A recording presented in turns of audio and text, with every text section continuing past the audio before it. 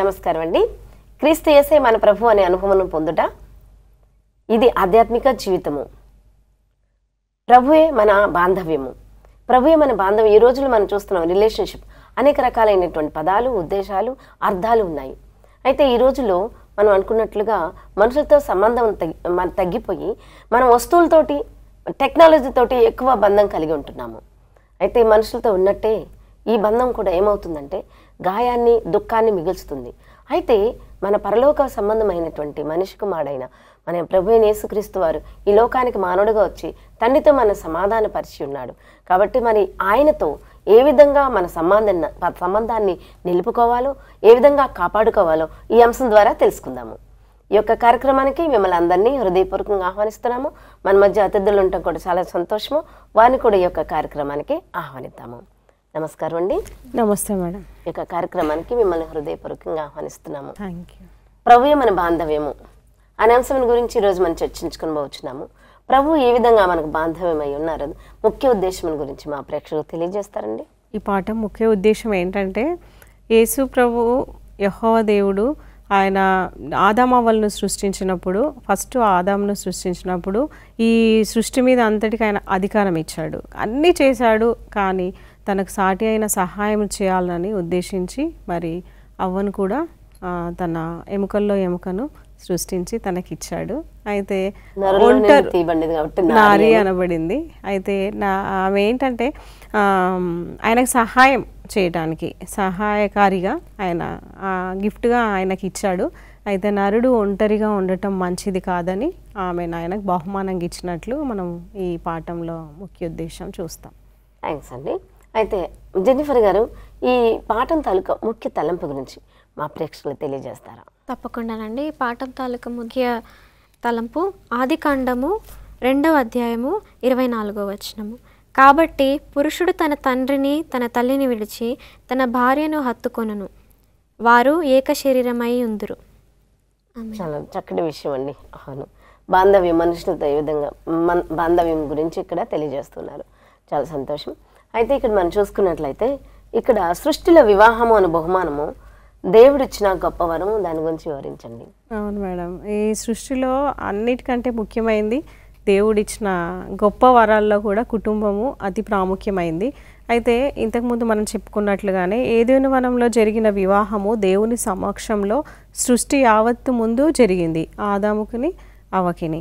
అయితే ఆ వివాహంలో ఆదాము అవ్వలు సంతోషంగా ఉండాలని, వారు సుఖంగా ఉండాలని, అదేవిధంగా ప్రేమానురాగాలతో వారి జీవితం కొనసాగించాలని దేవుడి గురై ఉన్నది.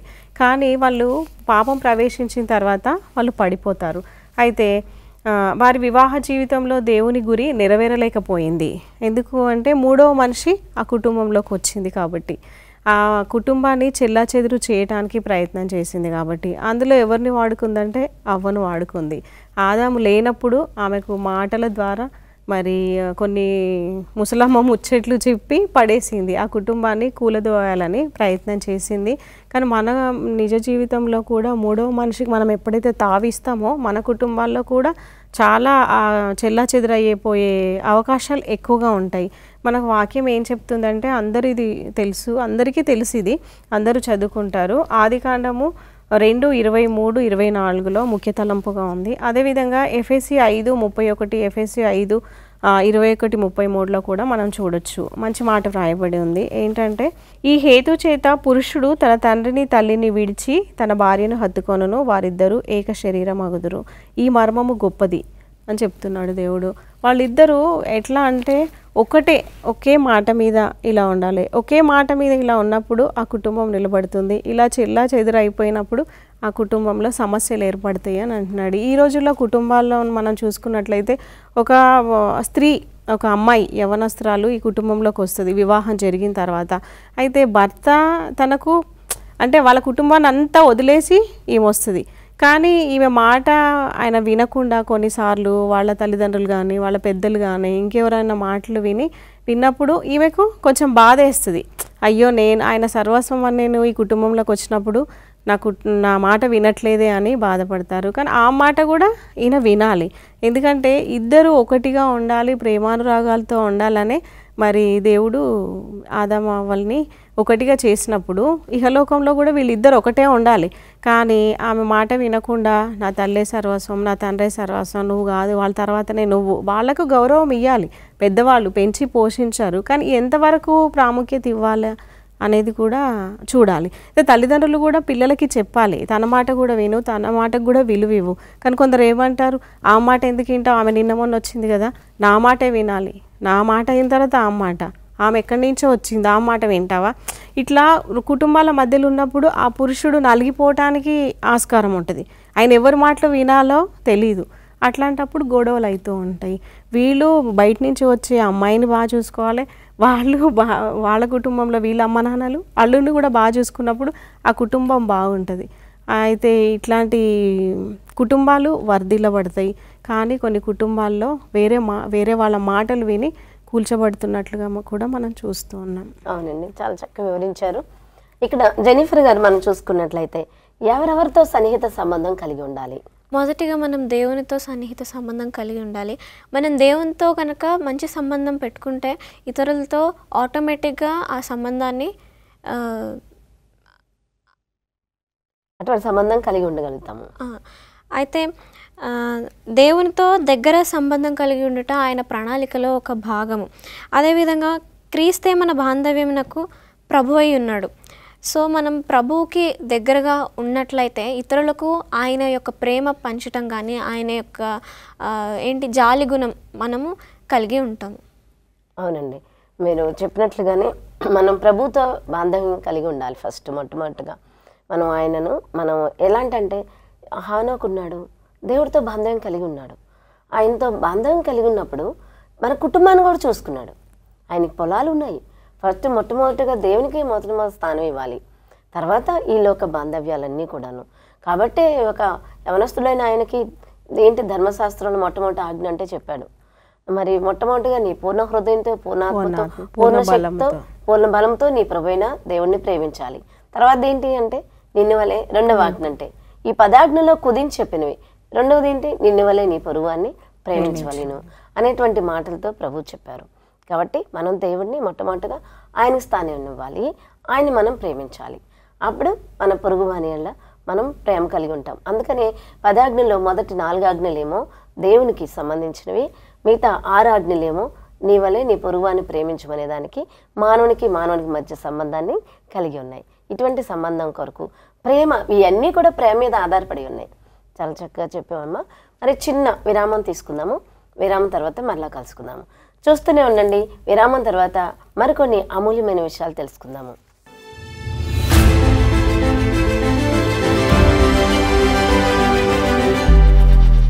తిరిగి స్వాగతం. జెన్నిఫర్ గారు, మన జీవితంలో ఉన్నటువంటి ముఖ్యమైన 3 సంబంధాల గురించి వివరిస్తారా? తప్పకుండానండి. మొట్టమొదటిగా మనకు దేవుడితో మంచి సంబంధం కలిగి ఉండాలి. మనకి దేవుడితో కాంటాక్ట్ నెంబర్ అంటే ప్రేయరే. సో మనం ఆయనకి ఎప్పుడు డైలీ 3 times 4 times 7 times అలా కాల్ చేస్తూనే ఉండాలి, కాల్ చేస్తూ మాట్లాడుతూనే ఉండాలి. అదేవిధంగా రెండోది మనం అన్యులతో మంచి సంబంధం కలిగి ఉండాలి. ఎందుకు అని అంటే అన్యులతో ముఖ్యంగా ఉండాలి, మంచి సంబంధం కలిగి ఎందుకు ఉండాలి అంటే వాళ్ళు దేవుణ్ణి ఎరగరు. సో మనము వాళ్ళకు ఒక ఎగ్జాంపుల్గా వాళ్ళని మంచి ప్రేమగా పలికి, వాళ్ళు కష్టాల్లో ఉంటే మనం వెళ్ళి, అంటే వాళ్ళ పర్మిషన్ తీసుకొని మనం వెళ్ళి వాళ్ళ దగ్గర ప్రేయర్ చేస్తే Dil feel so happy. So అలా మనము అన్యులకు దేవుని ప్రేమ పంచడం కోసం వాళ్ళతో మంచి స్వభావం కలిగి ఉండాలి. అదేవిధంగా పసిబిడ్డల గురించి చెప్పనవసరం లేదు. వాళ్ళకి ఒక చిరునవ్వు ఇస్తే చాలు, వాళ్ళు మన వెనకాల ఉంటారు.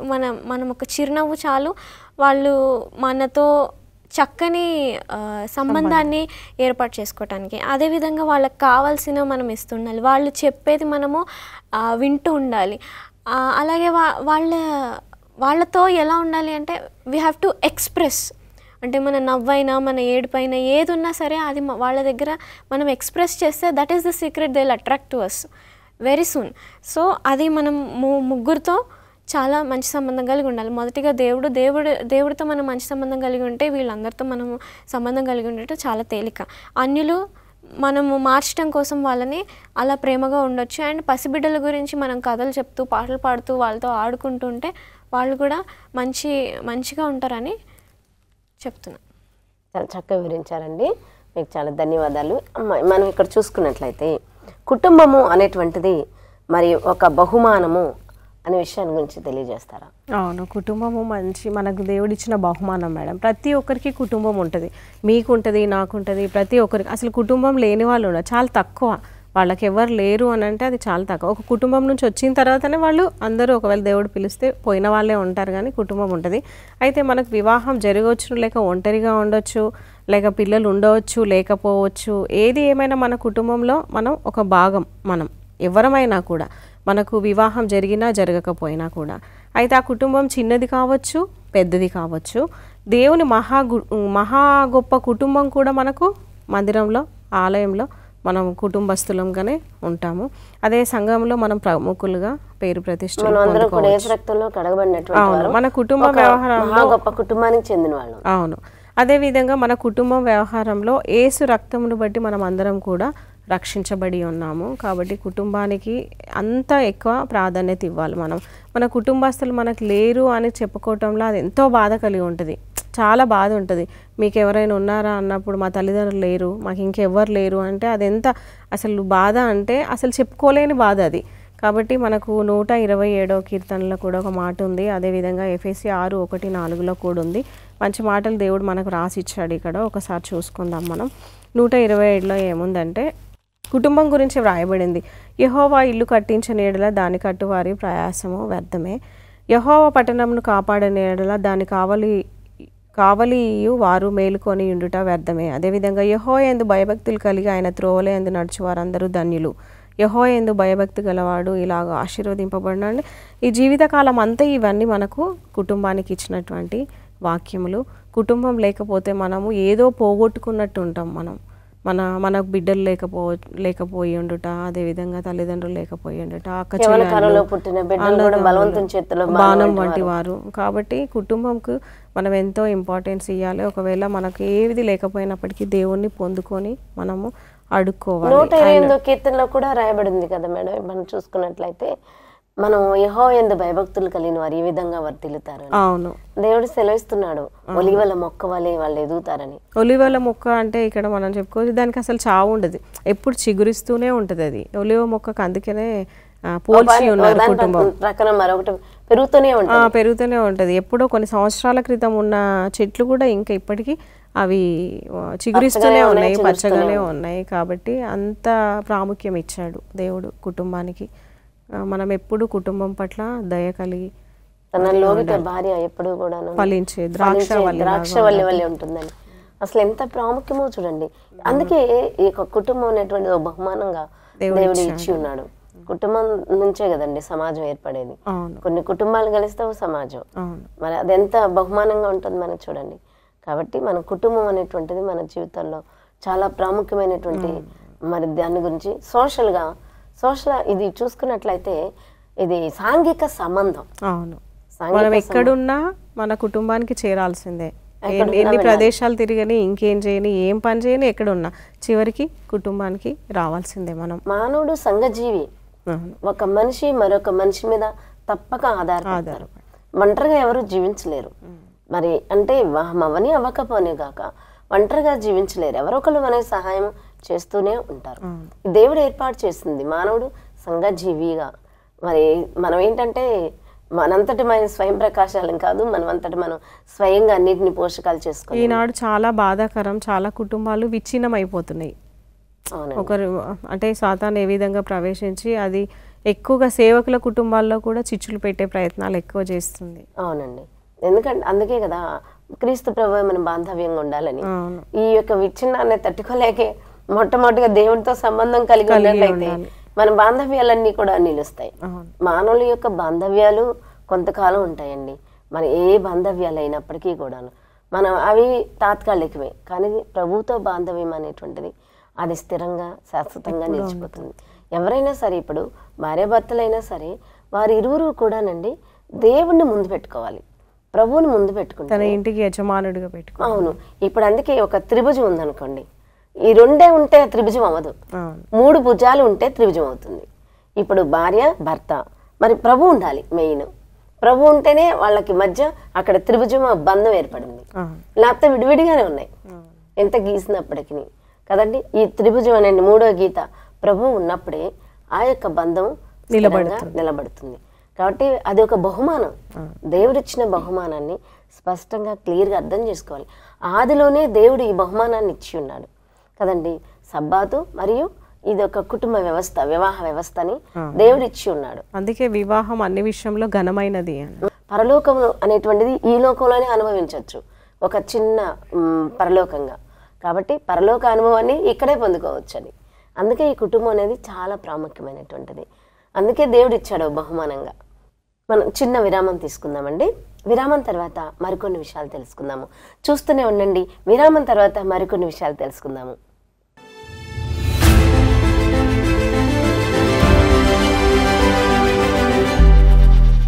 తిరిగి స్వాగతం. ఇందిరా గారు, మనము మరి విరామానికి ముందు కొన్ని విషయాలు తెలుసుకుంటూ ఉన్నాం కదా. కుటుంబం అనేటువంటిది ఒక మంచి బహుమానం అని చెప్పుకుంటాం కదా. చిన్న బిడ్డలు పుట్టారనుకోండి, వారు కూడానండి తల్లిదండ్రులు ఉన్నప్పుడే వాళ్ళకి ఎంతో మరి తల్లిదండ్రుల మధ్య వాళ్ళు సంతోషంగా జీవించగలుగుతారు. వాళ్ళ స్పర్శే వాళ్ళకు సంతోషాన్ని ఇస్తుంది. అవును, వాళ్ళ తండ్రి వీళ్ళ తల్లి అని తెలుసు, ఆ దేవుడు పెట్టిన బాంధవ్యమే. అవునండి. ఇంకోటి, తల్లిదండ్రులు లేని బిడ్డలు అండి వాళ్ళు తల్లిదండ్రులు ఉన్న బిడ్డలు సమభావంగా ఎదుగుతారు. తల్లిదండ్రులు లేని బిడ్డలు చూడండి, వాళ్ళ మెంటాలిటీ కూడా డిఫరెంట్ గా ఉంటుంది. అంటే మరి మానసిక శాస్త్రవేత్తలు చెప్తూ ఉన్నారు, వాళ్ళు ఏంటంటే లెక్కలేనితనంగా ఉంటారు. అదే తల్లిదండ్రులు కలిగిన బిడ్డలు ఏంటంటే భయభక్తిలో ఉంటారు, సమభావం కలిగి ఉంటారు. అది తరబేది నుంచి తల్లిదండ్రులు ఉన్నారు కాబట్టి. అవునండి. ఈ రోజున ఈ ప్రేమ అనేటువంటిది అందకపోవడం వల్లనే అంటే మనిషిని అలాగా కనీసం వదిలేసి వెళ్ళిపోయారు అనుకోండి, చెప్తున్నారు. వాళ్ళు ఏమవుతున్నారు తెలుసండి, సమాజానికి దేశద్రోహులుగా తయారవుతున్నారు. ఎందుకంటే వాళ్ళ ప్రేమ అనేటువంటిది తెలియకపోవడం వల్ల, ఈ ప్రేమ అనేటువంటిది వాళ్ళకి తెలియకపోవడం వల్ల వాళ్ళు రేపు ఎలా అవుతున్నారంటే దేశద్రోహులేగా దొంగలు, దోపిడీదారులు, వ్యభిచారులు, భయంకరమైనటువంటి వారుగా తయారవుతున్నారు.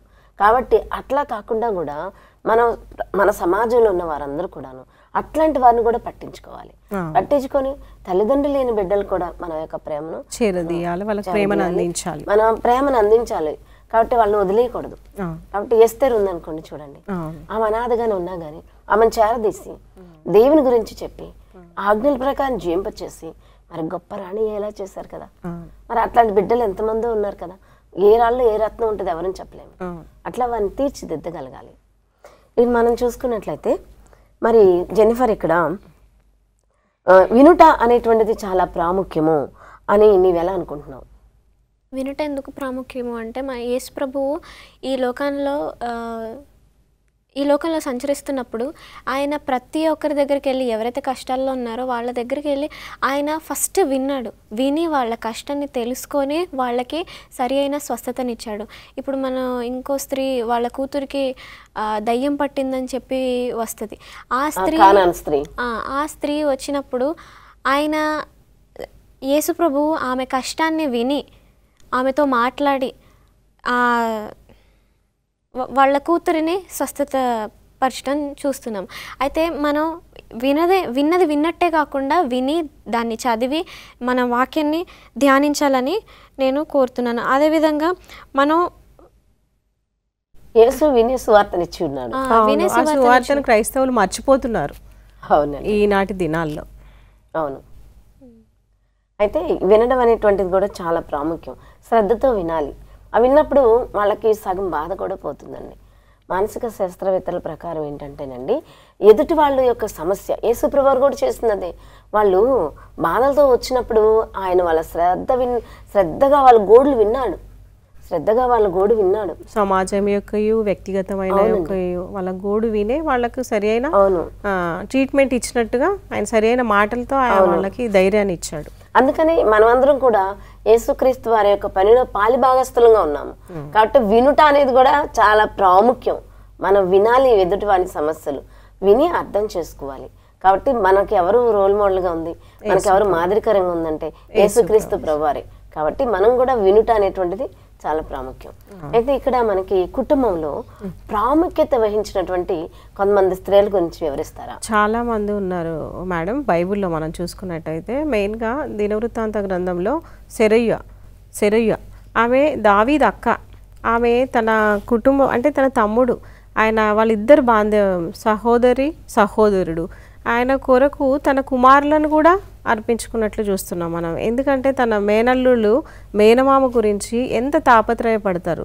ఆయన మీదకి అసలు ఒక పక్షి కూడా వాళ్ళనియకుండా యుద్ధంలో కానీ ప్రతి విషయంలో కానీ వారు తోడుగుంటారు. అంటే అట్లా తరబేది ఇస్తుంది ఆమె.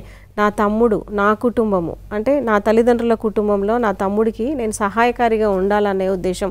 ఆమె బాంధవ్యమే కదా, చక్కని బాంధవ్యం కలిగి ఉంటుంది. తన కుమారులు అందరూ చనిపోతారు ఎందుకంటే దావీదుకు హెల్ప్ చేసిన విషయంలో. ఇక్కడ మిరియామును మనం చూసుకోవచ్చు. మిరియాము మరి అప్పుడు జమ్ము పెట్టే ఆమె తయారు చేస్తుంది కదా, వాళ్ళ మమ్మీ తయారు చేసి ఆ పెట్టెలో ఉండి కీలు పూసి ఒక్క చుక్క కూడా నీళ్ళు రాకుండా ఆ నదిలో ఉంచేసి వెళ్ళిపోతే చూసుకుంటూ గమనించుకుంటూ ఉండమ్మా అని చెప్పినప్పుడు మిరియాము ఎంత చక్కగా మరి నాకెందుకు చెప్తున్నావులే, నేనేం చూసుకోను, మీరు పెద్దోళ్ళు కదా మీరు చూసుకోవచ్చు కదా అని అనలేదు. తల్లికి ఎంత విధేయత చూపించింది, తమ్ముడిని ఎంత జాగ్రత్తగా చూస్తుంది. ఆ పెట్టె ఎటు పోతుంది వాటర్లో, ఎక్కడెక్కడ పోతుంది, చివరికి ఆమె మరి రాణిగారికి దొరుకుతుంది. అప్పుడు కూడా ఆమె ఎంతో చాకచక్యంగా అమ్మ ఈమె తీసుకుంది మా తమ్ముడిని ఏం చేస్తుంది, ఎలా ఉంచుకుంటుంది అని గమనిస్తున్నది. ఆ విషయాలన్నీ మళ్ళీ వచ్చి తల్లికి అందజేస్తుంది. మళ్ళీ ఒక పనామే కావాలి నాకు అన్నప్పుడు, ఈ బాలుని చూసుకోవటానికి అన్నప్పుడు తన తల్లినే మళ్ళీ అక్కడ పెట్టడానికి ఆమె ప్రయత్నం చేస్తుంది. అంటే అక్కడ వాళ్ళ రిలేషన్షిప్ తమ్ముడి గురించి, అది అక్క ఈమె అక్కే కదా, మిరియాము అక్కే కదా, ఆ తమ్ముడి గురించి ఎంత తాపత్రయపడుతుంది. వీళ్ళది అక్కడ సెరయ్యు కూడా అంతే, ఇక్కడ మిరియాము కూడా అంతే. వాళ్ళ బాంధవ్యాలు అంత చక్కగా ఉన్నాయి కాబట్టి వాళ్ళు ఎంతో మరి అభివృద్ధి పొంది వాళ్ళ పేరు ప్రతిష్టలు మరి మనం బైబిల్లో కూడా చూసుకుంటున్నాం. మోషే గారిది కానీ దావీదు గారిని కూడా మనం ఈ విధంగా ఈరోజు మాట్లాడుకోవటానికి మనకు దేవుడిచ్చిన అవకాశం. అవునండి, అంతే. చాలా చక్కటి విషయాలు తెలియజేశారు. సమాజం అనేటువంటి బహుమానాన్ని కూడా ప్రభు ఇచ్చున్నారు. ఆయన ఒక మంచి మాదిరి చూపించున్నారు, ఎలా సమాజంతో ఆయన అనుబంధం కలిగి ఉన్నారు అనేటువంటిది. అదే కుటుంబంలో చక్కగా అనుబంధం కలిగి ఉంటే సమాజంలో కూడా అనుబంధాన్ని కలిగి ఉంటారు. మన క్రైస్తవులు కూడా ఎంత అనుబంధం కలిగి ఉండేవారండి. కాబట్టి వాళ్ళు ఏక కుటుంబంగా జీవించారు అందరూ కూడాను. ఆ రోజుల్లో అందుకే జయించగలిగారు. కాబట్టి జయించుచూ వెళ్ళారు. ఎంతో మంది వాళ్ళు వెళ్ళిన ప్రతి చోట స్వార్థం చెప్పినప్పుడు అనేక మందిని ప్రభువుని వెంబడించారు. వాళ్ళ ప్రేమ, వాళ్ళ మధ్య ఉన్న ప్రేమ విడదీరాని ప్రేమగా ఉన్నది, మరి పరిశుద్ధాత్మను పొందుకొని. కాబట్టి అటువంటి అనుబంధం కలిగి మనం ఇప్పటి సమాజము సంఘములు కూడా అటువంటి ప్రేమతో ఉండునట్లుగా, పరిశుద్ధాత్మను పొందుకున్నట్లుగా మనం కూడా మన సంఘాల గురించి మరి ఆ యొక్క ప్రేక్షకుల కొరకు ప్రార్థన చేస్తారండి. పరలోకమందున మా తండ్రి, మీ నామానికి స్తుతులు ఆరాధన ప్రభా. ఇదిగో తండ్రి, ఇంత మటుకు మేము నేర్చుకుంటున్న వాక్యం అంతా కూడా ప్రభా మాకు అందరికీ కూడా మీకు అంగీకారకృతంగా ఉండనట్లు, మాకు దీవెనకరంగా ఉండనట్లు సహాయం చేయండి. చూస్తున్నటువంటి ప్రేక్షకులను మీ రక్షణ ప్రణాళికలో రక్షించబట్టకు సహాయం చేయండి. వారును మేమును కూడా ప్రభా నీ నిత్యరాజ్యం కోసం సిద్ధపడే భాగ్యం మాకు అందరికీ అనుగ్రహించమని క్రీస్తు పెట్టుబడుకుంటున్నాం తండ్రి. ఆమేన్. ఈ యొక్క కార్యక్రమానికి ఇచ్చేసి ఈ కార్యక్రమాన్ని జయప్రదం చేసినందుకు మీ ఇద్దరికి కూడా చాలా ధన్యవాదాలు మేడం. ఇంతవరకు చూస్తారు కదండి, ఎన్నో గొప్ప విషయాలు తెలుసుకున్నాం. బాంధవ్యం అనేటువంటి చాలా ప్రాముఖ్యము. మనం కూడా క్రీస్తు బాంధవం కలిగి ఉండాలి మొట్టమొదటిగా. అలాగే మన కుటుంబంలోనూ సమాజంతోనూ మంచి బాంధవ్యం కలిగి ఉండడానికి ప్రభువైన యేసుక్రీస్తు వారు మనందరికీ సహాయం చేస్తారండి. మనం కూడా పరిశుద్ధాత్మను పొందుకొని ఆయనతో సమాజంలో మంచి బంధం కలిగి జీవించినట్లుగా ఈ ఆఖరి దినాల్లో మనందరం కూడా ఏకముగా ప్రభు వచ్చినప్పుడు ఆయనతో ఆ పరలోక రాజ్యంలో బంధం కలిగి జీవించుదాము. మరింతవరకు కూడా ఈ వాక్యాలు విని మీరు ఆశీర్వాదాలు పొంది ఉన్నారని నమ్ముతున్నానండి. దేవుడు మనందరినీ దీవించునుగాక, మనందరికీ తోడైండునుగాక. మరొక ఎపిసోడ్లో మనం మిమ్మల్ని కలుసుకుంటాను. మేమందరం కూడా మీకు కృతజ్ఞత తెలియజేస్తున్నాము. మీ అంతవరకు కూడా సెలవు.